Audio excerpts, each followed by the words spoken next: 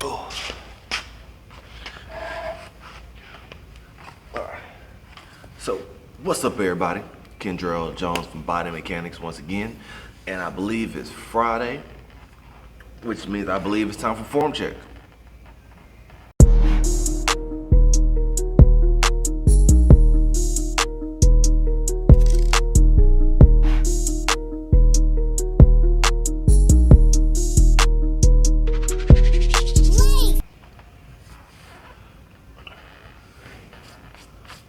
All right, so this week's form check is meant on plank.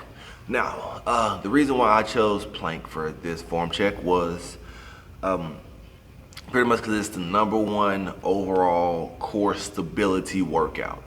Everything about it is functional. Pretty much you can throw it into anything you want to do throughout your daily version. It is a very, very strong compound ab workout that literally takes about 30 seconds to about 4 minutes in a day. All right, so that's why we're starting here, all right? So, now, with that being said, let's start with #1. All right, hold up. Okay, little disclaimer, okay? Well, that's a pretty big disclaimer, but disclaimer, okay? So, before we jump into this video, let me explain it to you. Ab workouts do not show abs, okay? They can grow abs. They'll help you form or shape your abs, but they will not help you show your abs, okay? The only way, and I mean the only way, of actually getting to the point where your abs show is by literally the kitchen. Food you put in your body. Intake, outtake. The food you put in your body is actually what makes, it's about time you shut up, sorry. I'm in the middle of freaking report, I'm blanked out. It's food you put in your body what actually helps you cut to actually get abs. So even though you're doing ab workouts, ab routines, all those things you're looking for, you still have to make sure you're eating correctly to make sure you actually get that abs, okay? So remember something, ab workouts do not give you abs. They don't. Kitchen gives you abs. Well, ab workouts help you form and grow. All right, that's my disclaimer. Back to the video. Hold it up, let me check.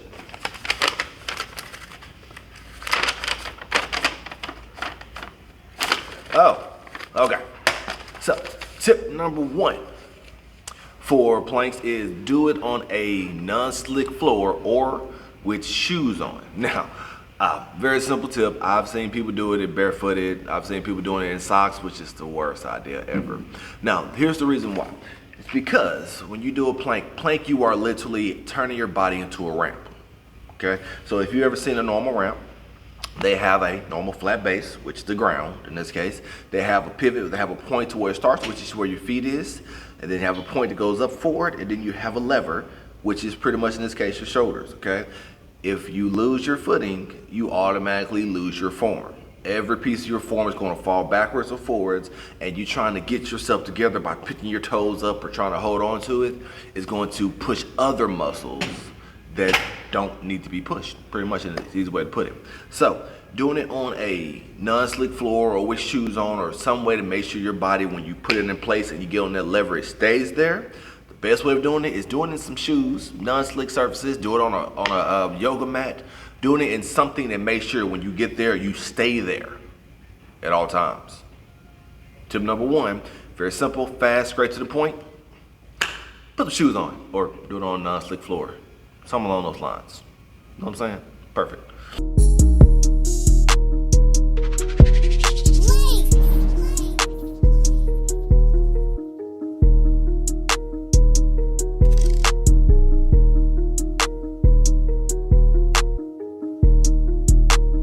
So, tip #2, in this case, is tip #2, the planks themselves, like normal elbow planks, are a little too hard. Start with push-up planks. Now, push-up planks, the reason I said start with push-up planks is push-up planks, they give you a little bit more leverage, okay? So instead of you having to be pretty much this far away from the ground trying to keep your body stable and up, instead you have this much room to keep your body stable and up. You have more actual surface area to make sure your body can stay up and form, and also it's easier to keep your body in line with your shoulders if you up in push-up form. So Push-up form, it does the same thing. It works the body the exact same way. You just have a little bit more, it's just a little bit, I guess, looser or lighter on your abs because it has a little bit more force on your actual arms or shoulders. So it will help in this case. That's what it will do. But we're not looking for help in this case. So in this contest, if you're doing push-up planks, your time should be a little bit more than if you're doing elbow planks.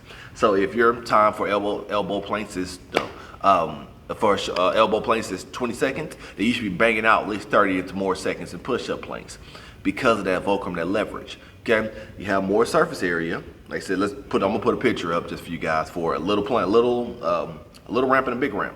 Little ramp, big ramp. Little ramp has about this much surface space. Like I said, no matter how you look at it, so you have that much surface space. So the buoyancy of it is a little bit different to having much more surface space, which means there's more actually helping out as the ramp goes up. Now you can go higher, of course you are bent higher, but that's the point of it. So you can get a little more leverage out of it.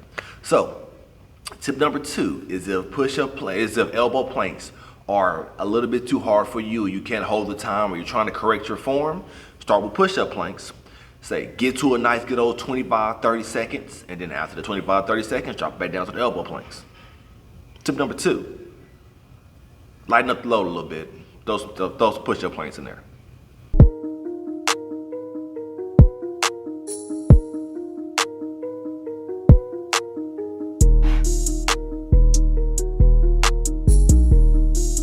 Tip number 3.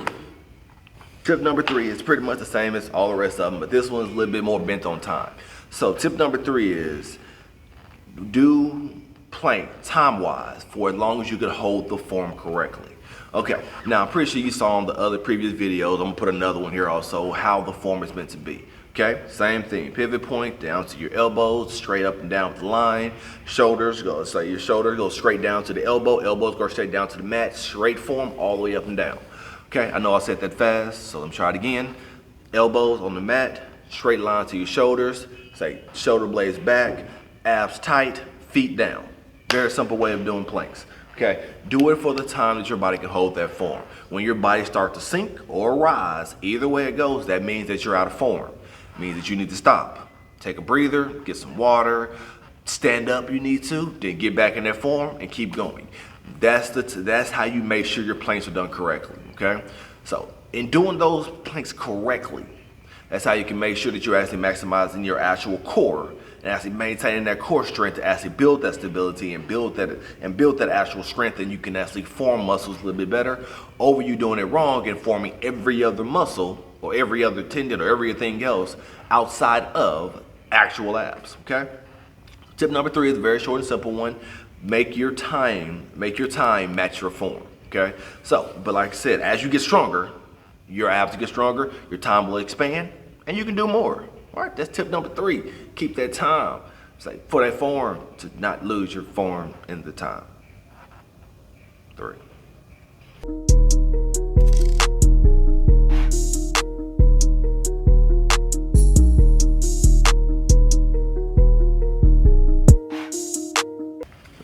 That's why we keep notes, because I'm forgetful, very forgetful person. I don't know if you know that, but I'm forgetful.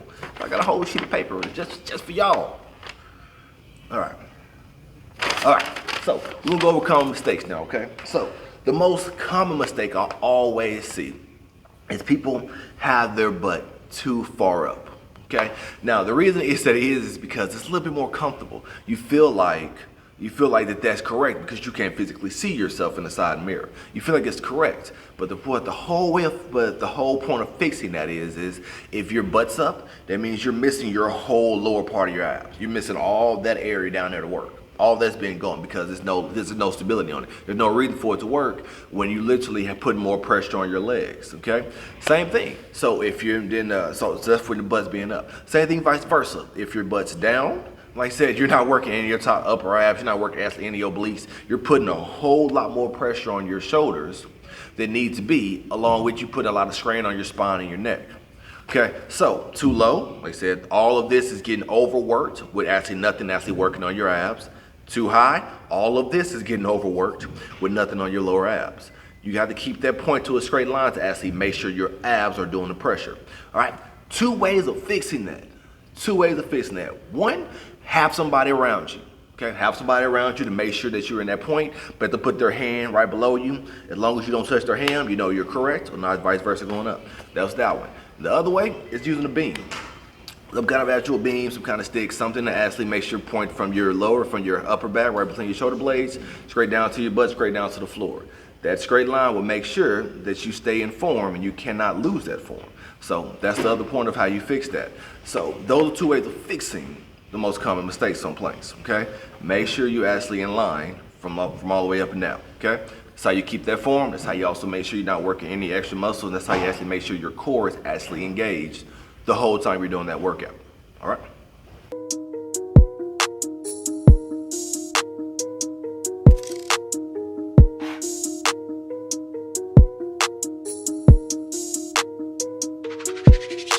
On to the second or third, in this case, most common mistake that's always done on planks is the shoulder placement. Now, planks are, like I stated before, it's like a ramp. Like I said, so you have to have your strong front base to keep that ramp solid. No, unstable ramp means you're gonna have a little crackage, movage, or something along those lines. More pressure in the wrong places. So, now, shoulders. Everybody knows on the last video of form check or any other video, rotators, rotator cuffs, shoulders, all these things are literally meant to stabilize you. That's what they're meant for all around. They're meant to stabilize the movement of your body and anything else, any kind of pressure. That's what they're there for. So every time you move, they're meant to stabilize your arm from moving in that circular motion. So also in the middle of moving your shoulders are meant to be, your arms are meant to be straight up and down. Like I said, straight up and down. Line from your body to the floor. So that means no angles in it. So the next common mistake is elbows either too forward or too far behind. Now, the reason why people go forward most of the time is because you're sliding. Most of the time you're sliding, or you don't have your footing before you raise up. So that's most of the time when people go forward. Sorry, excuse me, sorry. Have their elbows in front of them. It's because they're trying to catch their body from sliding backwards. Okay, but same thing. All that does is pull at the actual rotator cuff, pull at those tendons that are meant to stay stabilized and stay in place because they're being pulled and then pressured on. So it's pretty much like taking a rubber band. You're taking a rubber band this way and then pushing it down, and that's how you actually chicken your shoulders when you actually have your shoulders forward, elbows too far above your shoulders. And same thing vice versa. When your elbows are behind your shoulders, you're doing the same thing. You're pulling the tendons the opposite direction. Also, you're alleviating all the pressure that's supposed to be on your abs and putting them pretty much on your legs. So you have to correct that. Same thing on correcting that is very simple. Say go as flat as you can possible on the ground. Like I said, go as flat, arms out, chest all the way to the ground. Then drag those hands right in between your shoulder blades. Okay, so right where you get that curvature, put your thumb right there and then press up. Okay, you can't miss it. Every single time you do it that way, you cannot possibly be out of form unless you're sliding or your waist is too high or too low. But like I said, go down flat, and then put your chest all the way to the floor, drag those hands in right into the crease of your chest and your elbows, the chest and your shoulders, excuse me, right to the chest and your shoulders, and then go all the way up and then stay there. And then start your counting. 10 seconds, 20 seconds, 30 seconds, blah, blah, blah. And same thing when you're doing elbows. Our hands all the way out. Like I said, drag those elbows in and raise up. Okay? That's how you make sure you're in line every single time you do planks. Okay? That's push-up planks, elbow planks, any kind of planks. That's how you make sure you're in line with your shoulders. Your elbows will always be in line with your shoulders, straight parallel, if you make sure you do it that way. All right? That's the next most common mistake that's always done, and that's how to fix that common mistake. Okay? Make sure you keep that body in line. Avoid injury, and make sure you work them abs the best you can. All right? I'm not sure what I'm supposed to be saying here, so I have the papers down there for it. All right, so once more, this is Kendra from Body Mechanics. Body Mechanics Fitness, excuse me. Like I said, I try my best to post these on a regular basis because, like I said, that's what they're meant for. They're literally meant to catch you, check your form. So do the same thing: like, subscribe, comment, say hit up the Instagram, hit up the Facebook. Make sure you like, leave a comment about it. Let me know anything that you do or don't like. Let me know anything you want to know, anything that's good, bad, all the above. Like I said, just let me know, and I'll make sure I do the best I can to put a video up pretty much as soon as possible about what you're looking for. All right, once more, thank you guys for watching. Know what I do without you guys. I'm out.